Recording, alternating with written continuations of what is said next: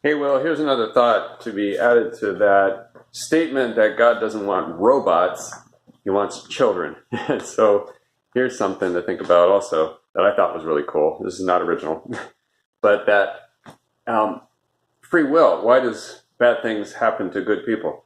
It has to do with free will. It has to do with God is not in control, he's in charge.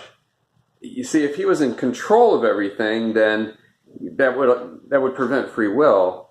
And as soon as he were to like step in and prevent a bad person from doing something to a good person, as soon as he steps in and stops it, he breaks with his own nature, I think. He's like, it'll disrupt the whole harmony of everything.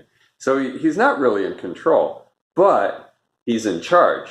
And so even the most heinous thing will bring about a good because he always wins. We may not see it now, but when it's all said and done, it's all going to make perfect sense. And the people with free will who did bad things will have to take account for that.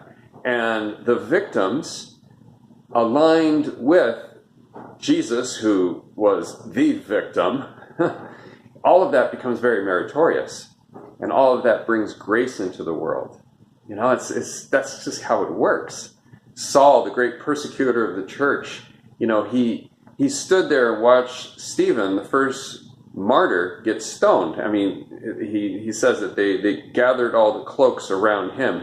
And while the others were like stoning Stephen, he was approving the whole thing. And he himself took many people to prison, and who knows how many actually were killed, martyrs, because of what Saul did. But God used that. So, and I'm tying this in, that Stephen's death, they say, had everything to do with the grace that Paul received in becoming the great Paul. And St. Paul's writings are absolutely amazing. And so it's St. Paul who wrote those things, but it's Stephen who paid the price. He paid the cost of what that meant to make St.